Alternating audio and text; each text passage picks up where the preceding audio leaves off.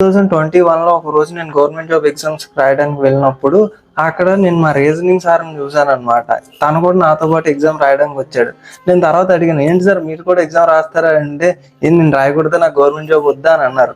నేను అడిగాను అనమాట, మీరే టీచర్ మీకు జాబ్ రాకపోవడం ఏంటి అనేసి. నవ్వుకుంటూ చెప్పారు, రీజనింగ్ ఒకటే హిట్, మిగతావన్నీ ఫట్ అనేసి. నేనేం చెప్దాం అనుకుంటున్నాను అంటే, నువ్వు ఒక సబ్జెక్ట్ లో స్ట్రాంగ్ ఉన్నప్పుడు ఆ సబ్జెక్ట్ తక్కువ ప్రిపరేషన్ టైం పెట్టుకొని మిగతా సబ్జెక్ట్కి ఎక్కువ పెట్టుకో. అప్పుడే నువ్వు బ్యాలెన్స్ చేయగలవు. లేదా నీకు ఎప్పటికీ జాబ్ రాదు. మేబీ నువ్వు టీచర్లా మిగిలిపోవచ్చు, లేదా ప్రైవేట్ జాబ్కి వెళ్ళిపోవచ్చు. నీకు టీచింగ్ స్కిల్ ఉంటేనే నువ్వు టీచర్ అవ్వగలవు, అదొకటి గుర్తుపెట్టుకో. అది లేకపోతే ఖచ్చితంగా నువ్వు ప్రైవేట్ జాబ్కి వెళ్ళిపోవాల్సి వస్తుంది. గవర్నమెంట్ జాబ్ కొట్టాలి అంటే పర్సంటేజ్ 1% కన్నా తక్కువే ఉంటుంది. ఆ 1% లోపు ఈ వీడియో చూస్తున్న వాళ్ళు, కమెంట్ చేస్తున్న వాళ్ళు ఎంతమంది ఉన్నారో ఎవరికీ తెలియదు. అంతెందుకు, కోచింగ్ లో నేను నా ఫ్రెండ్ కలిసే చదివాం. ఇద్దరికి జాబ్ వస్తుందా లేదా అనే గ్యారంటీయే లేదు. ఇద్దరిలో ఒకటికైనా రావచ్చు, లేదా ఇద్దరికి రావచ్చు, లేదా ఎవరికి రాకుండా కూడా పోవచ్చు.